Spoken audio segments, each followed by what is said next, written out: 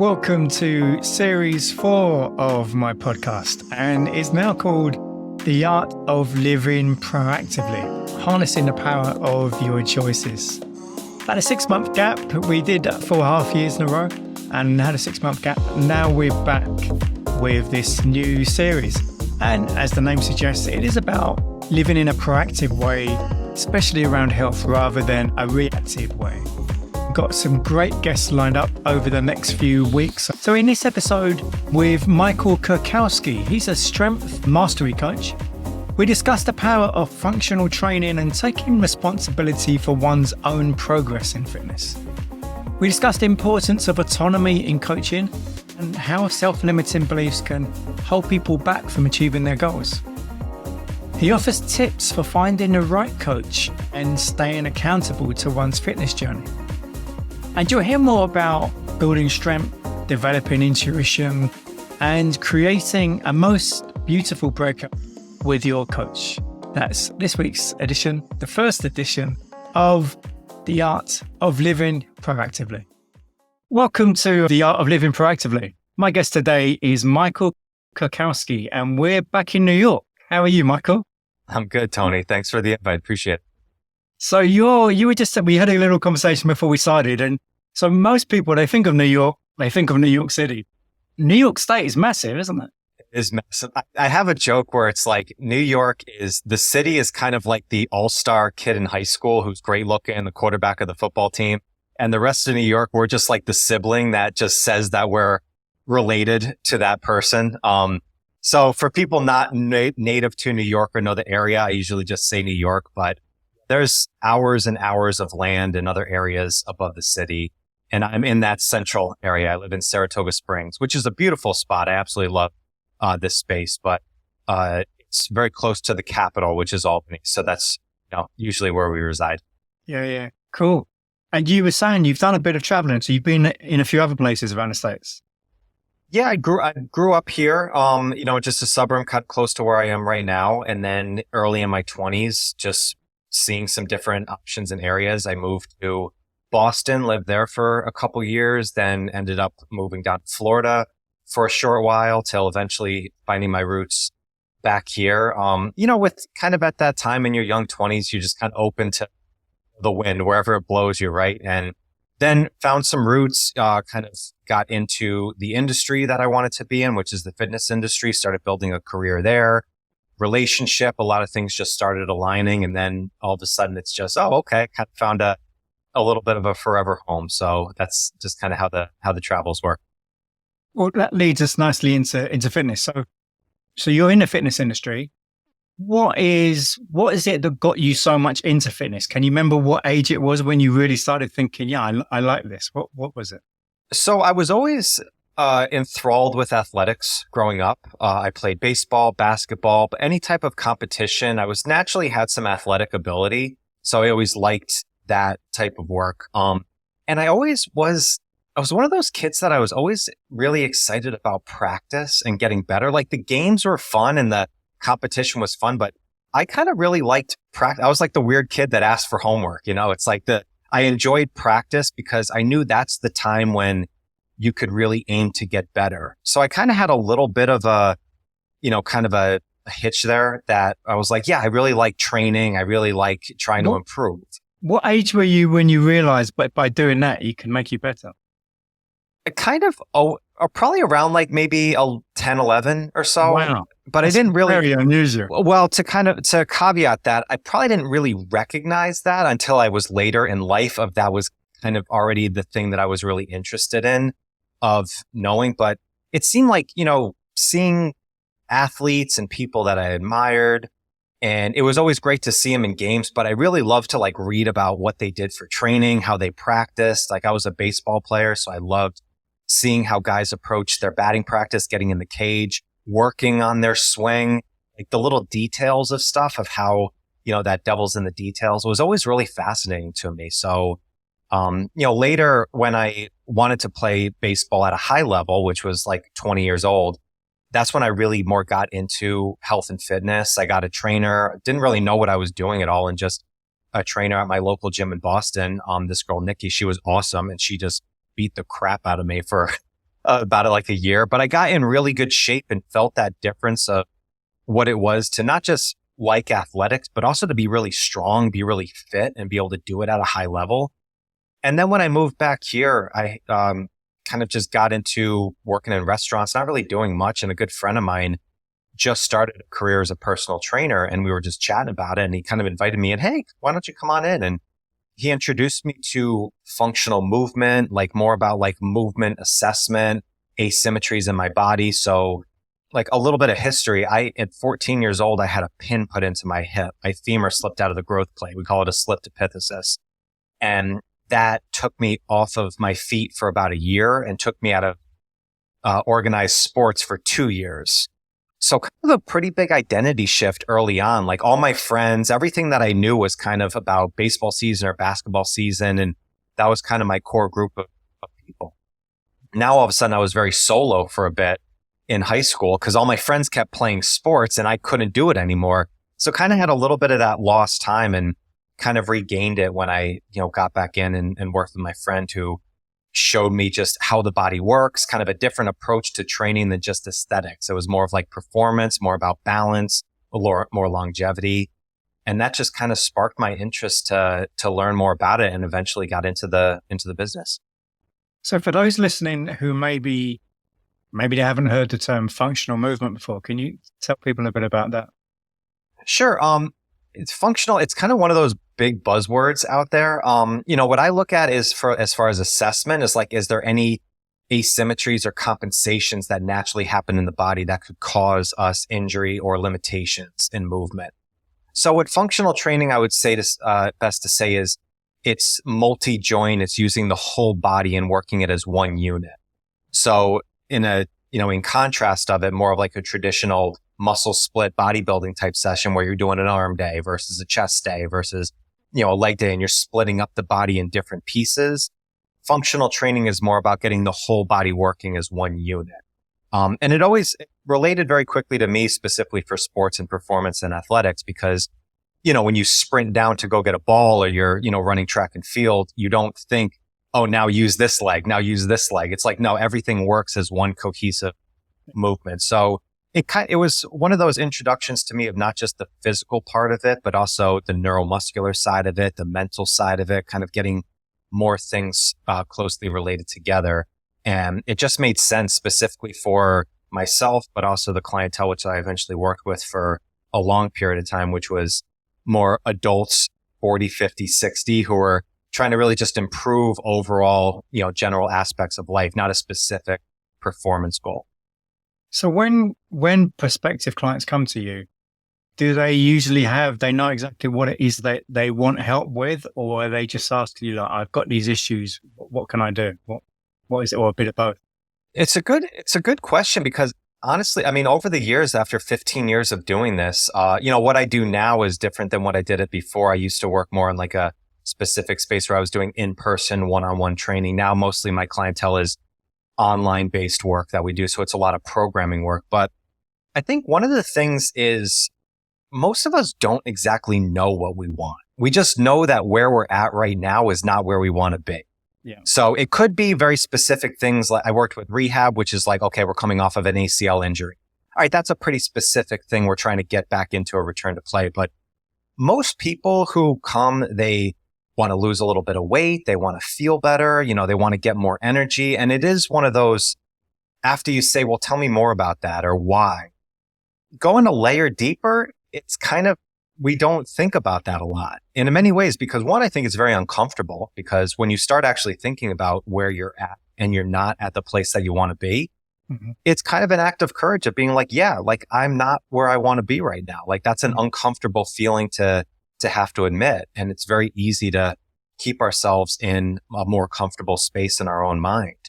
So after just speaking for a little bit, usually we get deeper into the reasons behind why you want to get in better shape, what's happening, why you don't have the energy, what is causing that? How's your relationships? How's your career? How's your family? How's your mood overall? How's your, are you lapsing a lot throughout the day? Like asking a few more questions. And I taught this and worked with this in some workshops and people I've worked with in the coaching industry of just asking more questions, like taking really a good amount of time in that consultation as we talk about it. It really should just be a conversation about what's life about? Like, what is the highest level that you want to, achieve in life? And how do we get you there? I mean, what you say there is coaching is, I think for many people, when you first get into coaching, you've built up all this knowledge, you've learned so many things, and you just want to kind of like, not necessarily tell people, but you want to give people information, and that's not really coaching, is it? Mm. So it takes a while to adapt to actually, if I actually coach someone, I'm going to get much better results. Yeah, it is. And knowledge is power. However, you're only as powerful as how much you can apply it or how you can help people apply it. I think that's the main thing is, what coach is. I've met 1.5 million amazing coaches. The best ones are the ones that get people to do things that often they don't, want to do themselves, or they don't feel motivated to do, and finding a good way, to do that. And that doesn't come from the amount of knowledge that you have. It comes from the way that you can articulate and you can communicate with people. And it's so funny because I think, at beginning stages, when we're right at the beginning, like we don't know anything. So we naturally just start to listen a lot better. And, when I used to manage trainers, when I had a club and I had about 12 trainers that worked with me, it was always funny that everybody gets into the coaching business for, maybe numerous reasons, but there's always one main reason. We want to help people. Mm. We feel good about what fitness or health has done for us, and we want to share that message with other people. And the best way to do that is just to listen to people, just have a conversation. And then it was always like that, maybe like 4 or 5, months or so in, and you start to gain a little bit more knowledge. Then all of a sudden you realize that same person who is gaining a lot of success starts talking 90% of the time to the people, and they're not getting people to, come on their books and to work with them anymore. And it's kind of a struggling thing. It's like, no, you need to go back to just listening, to people. And I try and remind myself of that every time I'm talking with somebody new who's a prospective client is, yeah, they don't know that I've been doing this for 15 years. I've worked with thousands of people, nor should they care. It's like, how can I help them? So you have to always go back to that beginner mindset of saying, tell me about yourself. Like, what are you looking to do? What can we do for you? So when you meet new clients and you hear what the issues are, do you normally go straight to functional training? Do they want to do to sort of traditional things like, using weights and stuff in a gym, or how does that, what happens there? No. So my approach now is a little bit different. And to be honest, Tony, like my main thing with, as far as like a tool to use for strength is I'm a hardstyle kettlebell instructor. So I do a lot of kettlebell based work, with training. So that's the majority of the tool and the specific physical programs that we're doing. But the first thing that I talk about with new clients and what I ask them about is, why haven't you succeeded at this yet? And I think that's the big thing that we forget to talk about a lot. And we go right into the offensive game plans. Somebody says, I have a goal. I want to lose 30 pounds. And we immediately, okay, we're going to put this program into place. We're going to do this nutrition plan. And we start to work this. And then the problem with that is most people actually do succeed for a period of time of that. But 90 to 95% of people lose all the progress they make over a 1 to 3 year period afterwards. So that was always something that really triggered with me, is like, we see all these like 6-week or 12-week or 24-week transformation type programs. It's like, okay, I want to see the person who's done the 6-year transformation, who started with it and is still continuously doing it over and over again afterwards. And what I realized over really the past 2-3 years, as I've had my own business and a lot of different thoughts about coaching and research, is we're always focusing on discovering so much about what we need to do, what we need to add in, where one of the best things we need to do is recover from the self-limiting beliefs and the things that we're holding in our own identity, and eliminate those. So that's a big thing I talk about. My clients will tell you, like I say, recovery is before discovery. It's like, discovery is endless. We can discover every possible thing. You can add anything into your day to add into a workout plan, into a nutrition plan, into a mindset practice. But if you don't change how you think about yourself and like where these self-limiting beliefs come from and not get over the failed attempts that we made in the past, then eventually you're just going to go back to that spot because you planted your flag in that identity of where you have. So it's tougher. It's honestly been a challenge over a couple of years to change the approach of how I've talked to people and worked with them on. And it's been some uncomfortable conversations to have with people to bring these out. But the results and the conversations now of people who get through that, I'm like, yeah, this is a different type of fulfillment that we're making as a coach-client relationship. So are your clients tend to stay with you for quite a long time, or do you try to give them enough knowledge so they can go and do their own thing? My goal is, a good friend of mine, a coach, Chris, said a great line. Is like the goal of every great coach should create a most beautiful breakup when that time is. So what I tell my clients is, I want to be the last coach that you need. Okay. If you want to stay on and you want to keep working with me afterwards, great. I'm a fun guy to be around and we can keep excelling and we can keep building up. But I think I had this for a while, early on in my career. And I think a lot of people do is almost that scarcity mindset of you try and hold on to every client that you have and you want to lock the back door so they can never leave. And, I heard this description of the term retention, right? Retention is not preventing people from leaving. It's giving them a reason that they want to stay. And I've tried really hard to work that over and over. So most of my clients I've worked with for at least a year. Some I've worked for 8, 9, 13 years. I think I've had a couple. Some other ones are right in the early process of just getting started too, that like 3-month to 12-month process. I say like to get everything, going together, you need to give yourself a good 6 to 12 months of like open heart, open focus to really develop, the skills that you want to not only build the discipline up that we know you need to follow programs, but also delve into the realm of intuition, of creativity, of being okay with not having such a structured program at all times and still getting the things done that you need to. That's another phase of training that I talk about with my clients after discovery is getting into that creation where you need to start thinking a little bit more for yourselves, where our conversations now is much more a give and take. Well, what do you think you should do? What's the approach? A lot of clients, when they get to that stage, I say, if you have a question or if you have a struggle with something, I want you to come back with me with at least one solution that you thought of. And then I could be like, great, that might be a good idea. Or I can provide a different insight and we can work with it more, together. So it's much more of it's a much different relationship when you get to that mode. And it's more like we're planning it together because, my job as a coach, your job as a coach, anybody's job as a coach is not just to tell somebody what to do. Like they'll do that for a short period of time because they're desperate to make a change. But eventually, if they don't start adopting it and understand that it's their idea to do it, then they're just going to program hop from one thing to the next, one thing to the next thing. This next guru is the guy that I need to follow now, or this book is going to be the savior where all the knowledge that I need is right in there. That's not the reality. We've all gone through those rabbit holes before, but that's not what gets full fulfillment of really finding exactly what the best thing is for it. So if someone is looking, they realize maybe not realize, but they're not having as much movement, exercise in their life as they probably are aware that it would be good to increase it somehow.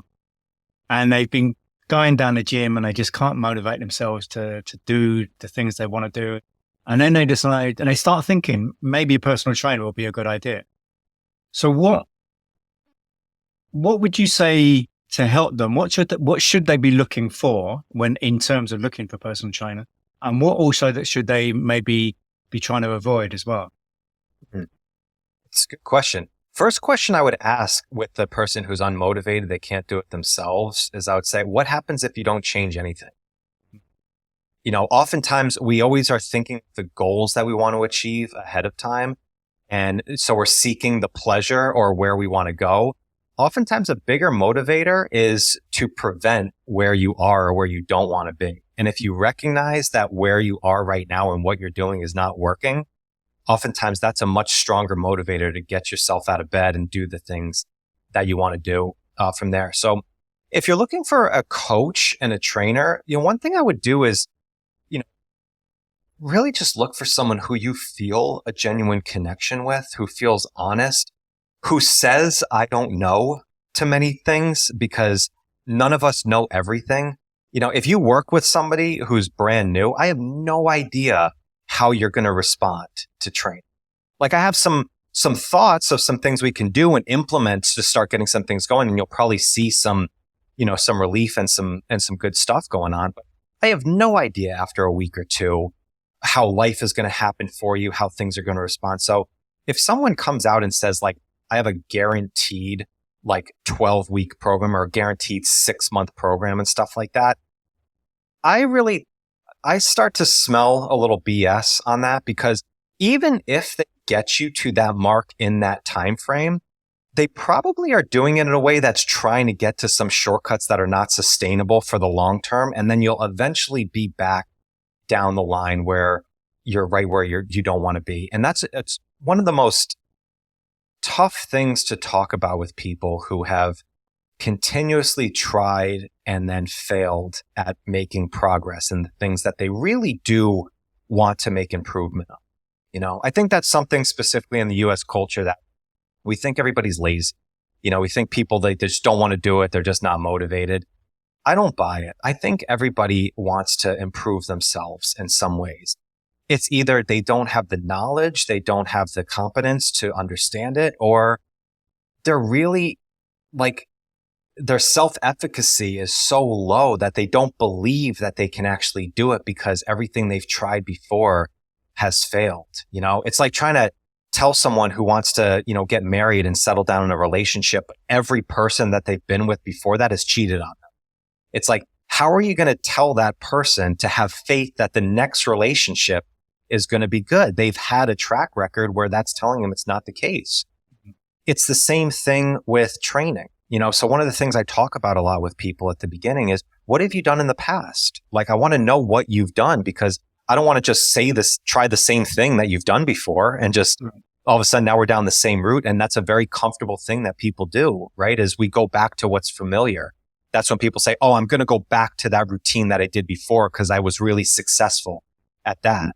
It's like, well, how are you successful? You're not doing it now. It's like, yeah, but I lost a few pounds when I did that before. I'm like, yeah, but you gained it right back. Maybe it's the approach that needs to be changed. So it's all these things I think that we get in with these different messages of coming in. But I think that's a big point, Tony, of going to somebody who is not afraid to say, I don't know, but I'm going to find out and I'm going to work with you on this. And I love what I do and I'm passionate about helping people, and I'm going to be there every step of the way to figure this out with you. And I guess related to that would be the people who are going to a gym regularly and they are doing regular workouts, be it sort of group classes or they're doing their own stuff in a weight room or whatever it might be, but they're not getting the results they want. They've never considered seeing a personal trainer because for whatever reason, I don't need a personal trainer. I know what to do, or whatever the case might be. What would you say is, what difference could a personal trainer make to someone? Everyone needs coaches. It's like more so just to get out of your own head. I think we are so good at rationalizing what we think is a good idea, but also playing devil's advocate with it just to get out of your own mindset. I've been doing this a long time. I have 2 coaches. I have my coach, Tyler, who works with me with nutrition and our business and mindset. And then I also have my coach, Brett, who's been my strength coach forever. Now, I could program out my own training. I could, write out my own nutrition plan, all the things that I want to do and I want to have in my life. I have other coaches that I work with too. Brian and Carrie, they're amazing people.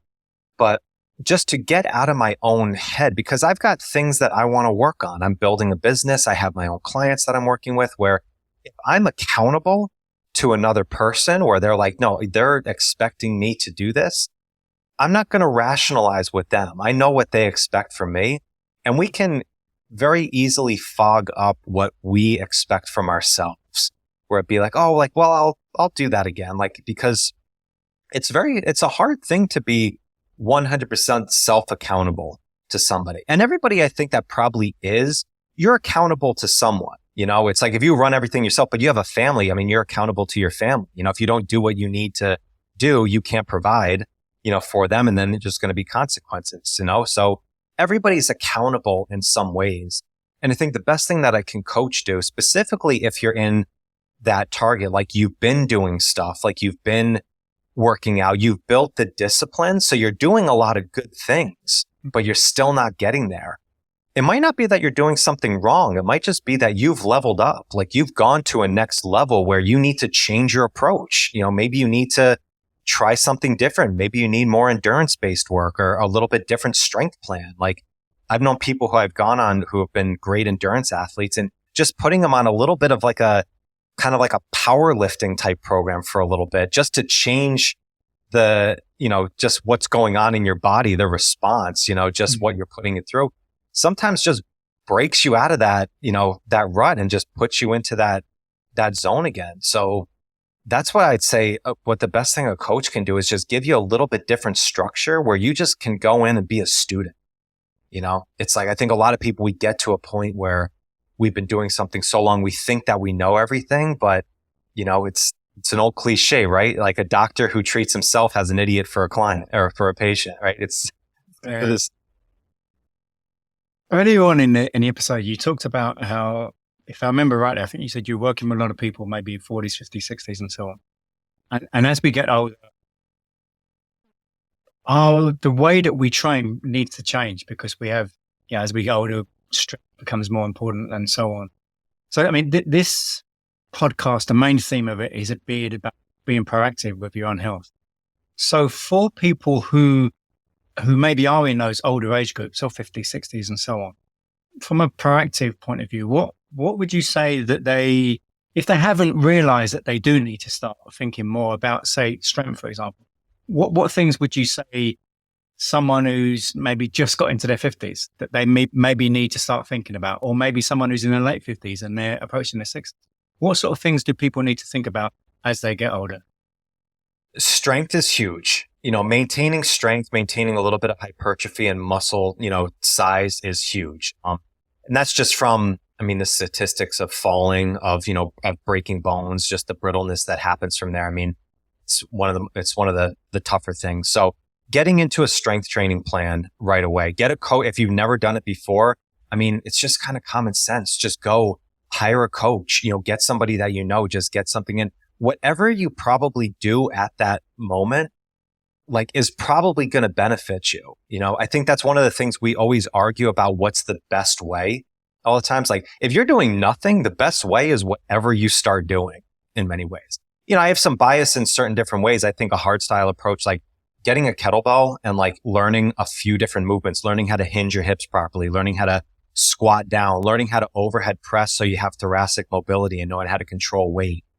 I don't think you need to do a lot of different things. You just need to do a few things very well. But the best thing that I think people do, and still is underrated, that everybody should do, is just go for walks. Just move more.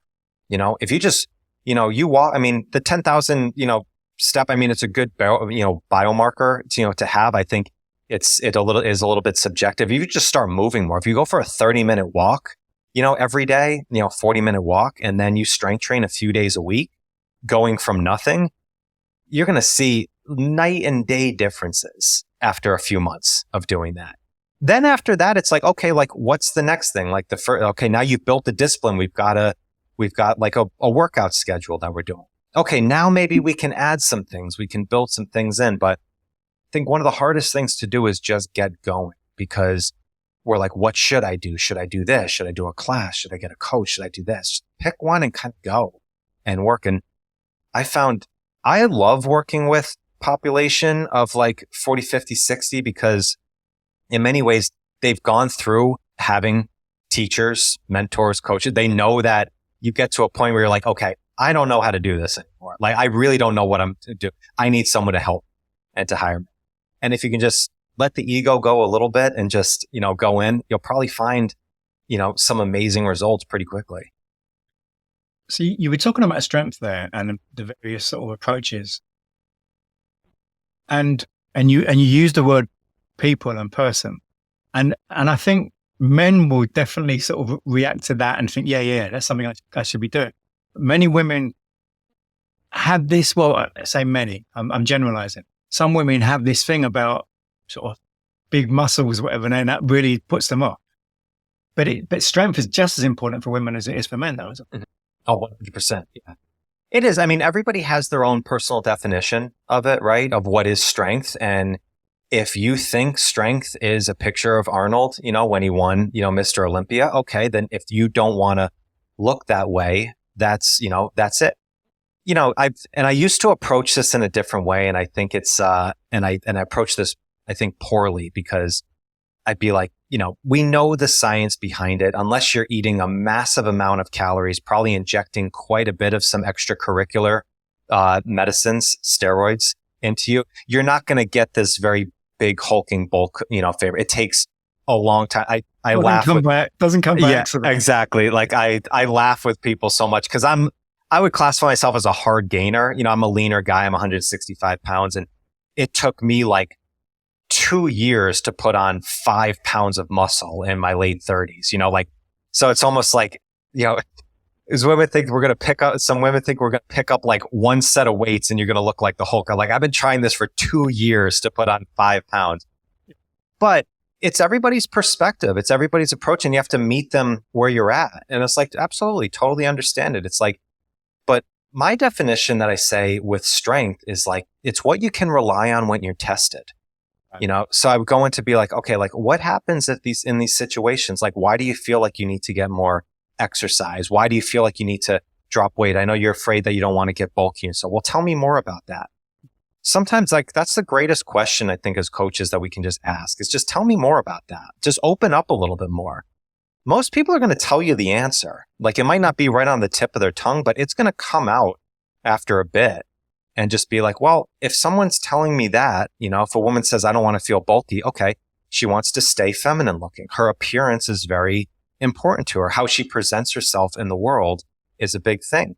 What's the best thing that you can do to present yourself in the world how you want? Self-confidence. Okay. How's your confidence? Why don't you feel confident in this? One of the best things to do about strength training is actually builds up your confidence. It helps your posture, your energy's up.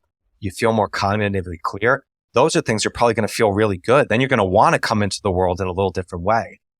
So sometimes it's just finding that little different approach behind it. Don't dismiss it. Don't dismiss anything, from there. I think because then you're just putting people on the defensive. And what's the one thing I think that people are afraid to go into a gym or ask help from somebody? We don't want to feel stupid, and it's like and that's the thing that most people come. I used to, joke about this, Tony, with my staff is when I worked at a club, you could just naturally know who was like looking at the club or seeking information just by how they walked in the door. It's kind of like sometimes a shuffling of the feet. It's like this hesitation it's all in body language, like 90% of what we say is in our body language. And I would see people who would come in with that apprehension. Then they would start working with somebody or they'd get into a routine. And a couple months down the line, I would see them swipe their tag in and they'd have to walk by my office. And you'd see the way that they walk was different. Like their posture's different, like everything about it. They walked in like, I belong here now, like I'm doing good. Right. And I would always make it a point to bring that up to them. I would just kind of, hey, do you know you walk different than when you came in here? And it was usually like they would cry. It was, they would laugh for a bit and stuff like that. It's like, what are you talking about? It's like your confidence of how you walked in here from the first day to how you walk in now is like night and day. Like that is freaking so awesome. And oftentimes they're like, well, I have been working really hard and I've been feeling really good.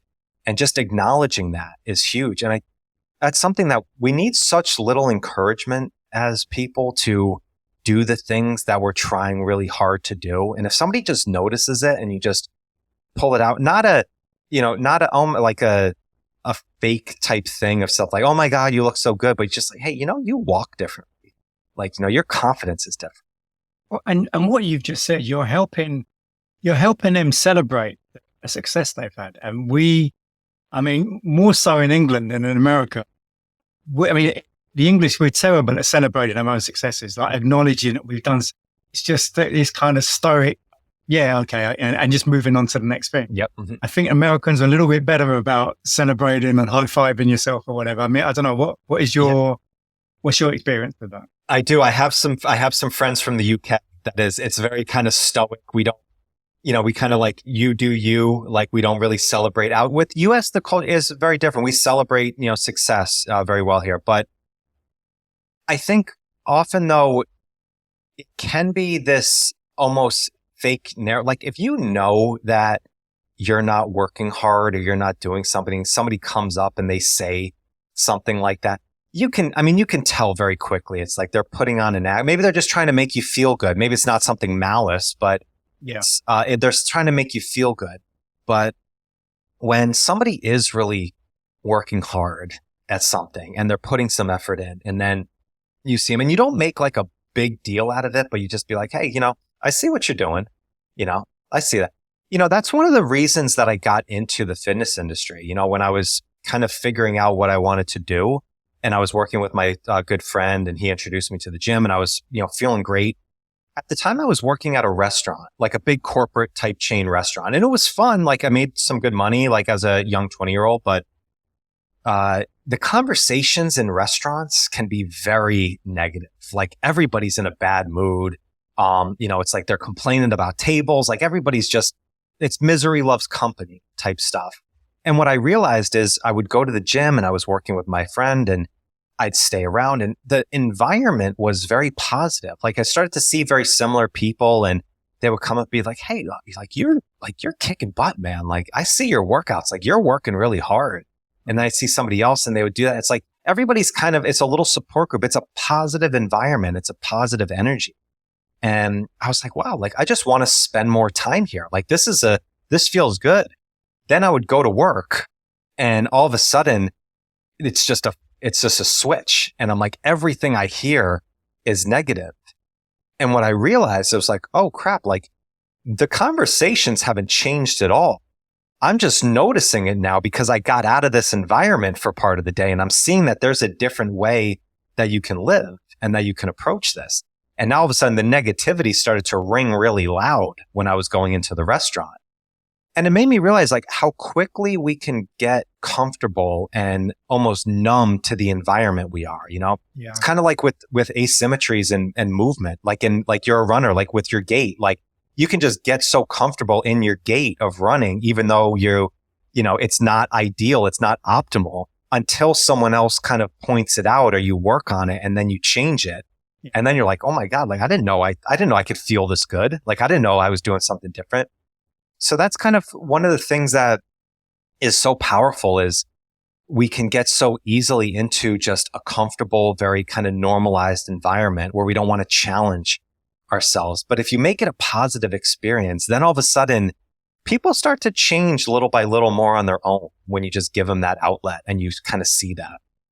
It's all about awareness, isn't it? Trying to bring awareness to people about this particular powerful situation. Skill, right? Self-awareness. Yeah.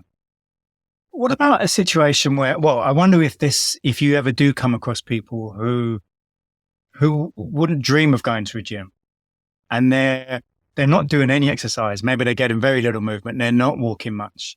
They're not necessarily obese, but they haven't realized the importance of sort of exercising, moving more as you get older.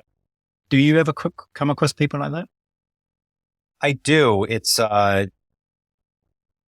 a difficult conversation for me to have with some people. If you're in that space, if you don't want to go to a gym, if you've never exercised before, but you want to make changes, like that you want to feel better and stuff, okay, that's a conversation to have. If you're just kind of oblivious to it and stuff like that, I mean, you can't help everybody, in the world. I wish we could, but I personally just can't be around. I just kind of remove myself from spaces like that. I've been at some gatherings and functions where people are kind of talking that way. And I just kind of just subtly, start walking to the side a little bit. I just don't want to be in environments like that. I like talking with people who are trying to improve themselves, who are trying to think about why they do things, seeing how I can get better, celebrating the good things, but how can I make these approaches? And what just with some of those people, if they do want to make changes, but they're really apprehensive, they don't want to step in the gym and stuff like that. And then sometimes it's just asking the question, okay, well, why? Like, what happened at a gym? Like, sometimes it's just what their perspective is of what it is. When it's like, okay, that's fine. Like, all right, have you ever tried working out from home? Like, okay, oh, I don't know what to do. Okay. Do you think you can learn it? I mean, somebody's learned it before, it's like everybody starts from scratch. Maybe you can learn it. Do you want to learn it? Okay. Where's the apprehension? So kind of start meeting them where they're at. And the thing that I found of working with people is I try not to leave any conversation with a client if we have like a goal or we have like, all right, this is what we're aiming at for the next week. Unless it's a 9 out of 10 or a 10 out of 10 where they know that they can do it. Like, okay, we need to change the goal. We need to shift it up, because the reason behind it is I think we all think we know what we should be doing. Like, I see this person, they're doing this. Oh, I should be doing that. But if it's such a quantum leap of what you're doing now to what that is, it's very easy just to be like, I can't do that. And then we just start to build this belief system and we start to build this identity that I'm not someone who follows through on their word. And I think that's one of the most important things that we don't talk about as coaches. If we just focus on the physical and we don't talk about the mental, where that person who has never succeeded in this before, maybe has tried a few times and failed. Good majority of the people have a thought in their head that I'm not someone who can succeed at this. And you can't ignore that. Like, you cannot bypass that. So you need to rebuild that from scratch. Like, you need to develop into a person that says, when I do something or when I say I'm going to do something, I'm going to get it done. Yeah. That is a skill that if we can teach that, if I can teach that to somebody, then everything else, like whatever workout plan it is or nutrition or mindset or goal that they have for their business or their family, it's a beautiful conversation, because I know I'm talking to somebody who is really engaged in what they're doing and they trust their word. It's like, and if you don't trust your word, then, and it's, it sucks, because if you haven't done it before, like, yeah, the first time you do something like that, it might be such a small incremental step that there's no glory in it at all. It's not going to feel very good, but that is the step to move forward. So that person, yeah, can you work out once this week? Can you, okay, great. Can you do that again? Can we go to 2? Oh, I can't do 2. Okay, stay with 1. Did you do 1? Okay. Can we do 2? Okay. Can you go 3? I mean, so on and so forth. Incremental steps, we talk about it all the time, but it really is, that's the approach, to do, not because that's the way physically to get anywhere. It's because you mentally are always accomplishing the goal that you set for yourself week in and week out. And that is freaking so amazing. When somebody does that, that's like, I get chills when I talk to clients who are on that path and doing that, because I see what can happen afterwards. It's amazing.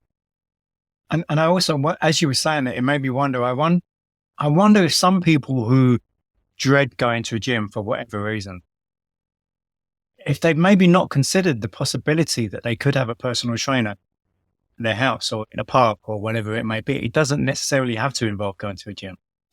Exactly. I mean, that's being, like you said, it's taking a proactive measure of doing it. It's like, see, is there a coach? I mean, we live in the world of Google, right? I mean, you can find anything. There's somebody out there that will do it. There's a lot of coaches I know, specifically in the last few years with the pandemic, shifted a lot. They do a lot more in person, where I do some in-home work of people local just to kind of get a gathering of. I don't do much because I do mostly online, but there's always an avenue. There's always a path, to do it. And I think that's it. But, the big thing is just, you got to take that leap of faith, sometimes, and do it. Well, you just said about working online. So when you're working online with people, is that as a PT or something different? Yeah. I mean, I'm a coach, I'm still a strength coach. I'm a strength mastery coach. So, I do physical training programs. We do nutrition programs. I do mindset practices of them. But again, like the main shift that I've made from what I used to do, which was in-person work, to what I do now, is more so the conversation and how we're approaching it. I do it the way that I do because I don't want to enable anybody. I want them to take responsibility to do it on themselves. And then we are coming together to adjust, to, figure out the next steps of the plan and to always know where we're going in it. But, I saw that, Tony, when we were in COVID, and this was a story I've told a bunch of different times on podcasts, but, we had 150 people in our studio and they were doing amazing. And we were tripling our space, like me and the team I was with a great guy, one of my good friends who had a studio, and we were flying high. And a week before the lockdowns, we signed an agreement to triple our space. We were expanding, we were going out. Yeah. And, but, we were kind of it's such an optimistic, moment at that time because everything was going so well.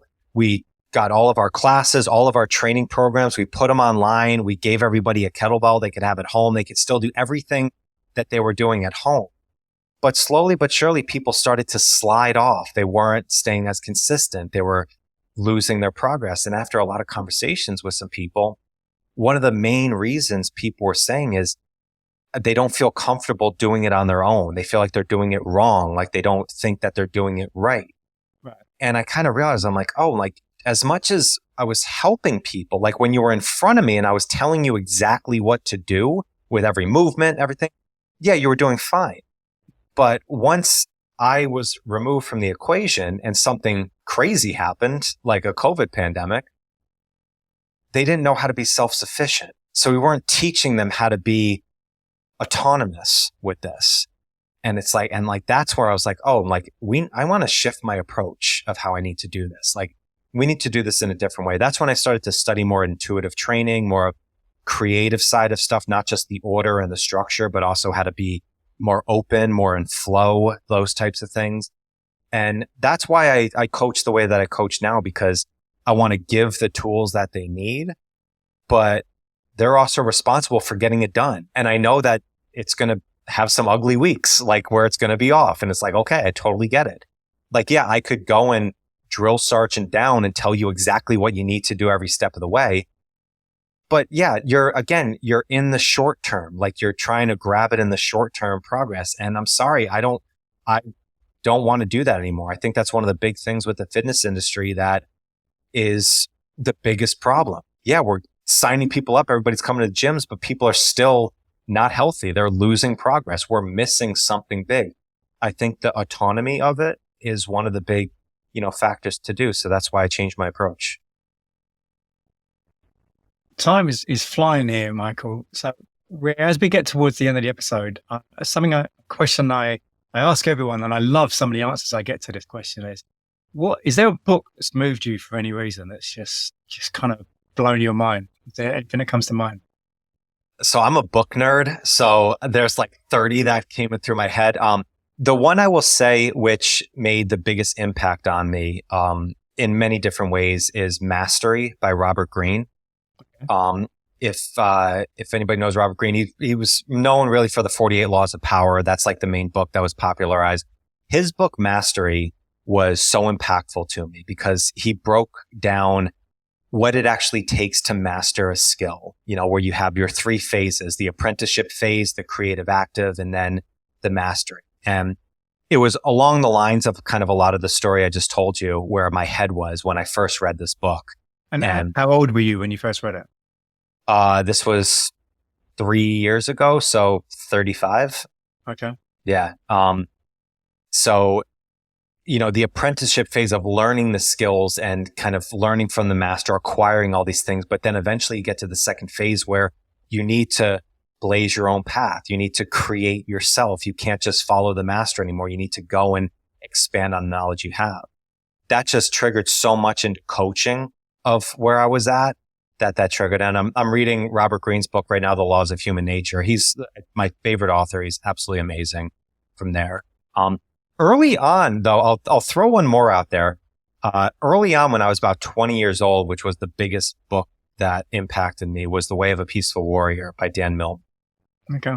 And, that book, it's a fictional setting based on some true events, but that was the first book that, and I guess the spiritual journey of, me just finding my path with God and like trying to understand like something bigger than myself. That was one of the first ones that really impacted me because it had things that I was like, that I understood. You know, Dan is the main character as a gymnast. He's an athlete. He's trying to get maximum performance. That resonated with me very easy.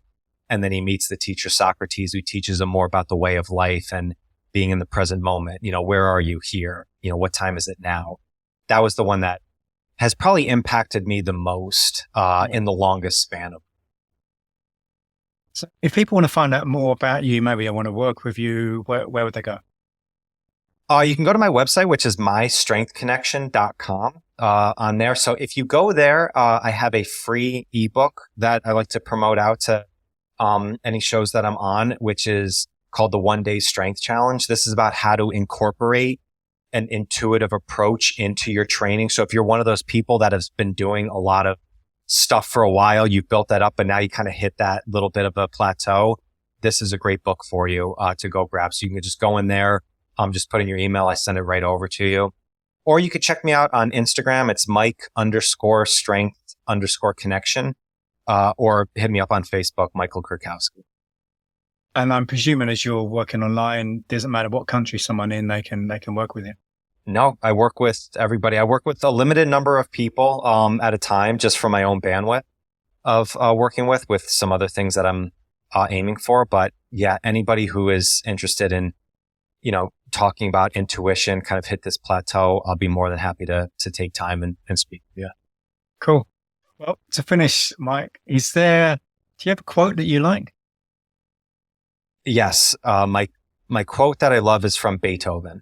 It's, do not just practice your art, but force your way into its secrets. For it and knowledge will raise men to the divine. Cool. And why? Well, when did you first come across that? So that was, that was in 2017, I believe. Okay. I heard this. So do you know the band, the Piano Guys? Yeah. Yeah. So they put that quote at the beginning of like one of their videos I was listening to on it.